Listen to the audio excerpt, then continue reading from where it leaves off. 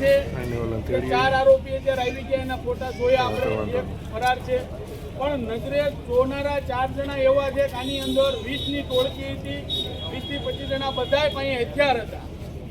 પણ દાખલા તરીકે અત્યારે મને બધાના નામ ન આવડતા હોય, પણ મેં જેને બોલાવ્યા હોય, જયંતિભાઈ છે, ભોળાભાઈ છે, અવસરભાઈ, એના નામ તો મને આવડતા હોય ને. જે અત્યારે 4 આરોપી મુખ્ય પકડાઈ ગયા છે, એને જેને બોલાવ્યા કે ભાઈ આવો તમે, આપણે આને મારવાના છે, એને જ બધા નામ આવડતા જ હોય.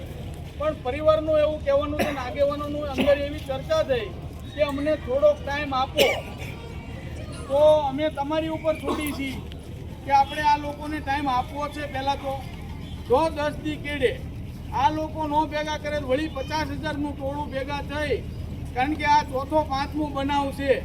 હાવ નાની બાબતમાં આપણા મોભીઓને આ જ રીતે ટાર્ગેટ કરીને એને મારવામાં આવે છે. એનો એક દાખલો તમને દઉં કે જસદણ વિછિયાની અંદર કાયદો વ્યવસ્થા હાવ કચડેલી હાલતમાં કહેવાય.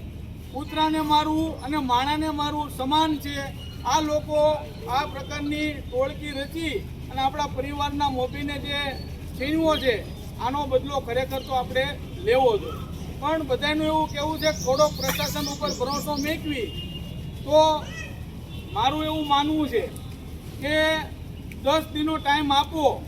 10 દીની અંદર 5 આરોપી જે એફઆઈઆરની અંદર અત્યારે નામ છે એ 20 બીજા, કારણ કે જસદણ વિછિયા વિસ્તારની અંદર અસામાજિક તત્વો લુખાઓનો રાફડો ફાટ્યો છે. આને ડામવા માટે પોલીસને જે કામ કરવું જોઈએ એવું ખોલીને કહું છું નથી કરતા. સામાન્ય માણસ જ્યારે એની ફરિયાદ લેવા જાય ત્યારે એને 5 ધક્કા ખવડાવે છે, આ લુખાઓની વાત સાંભળે છે.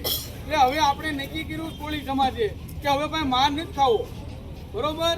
હવે માર ખાવામાં નહીં આવે.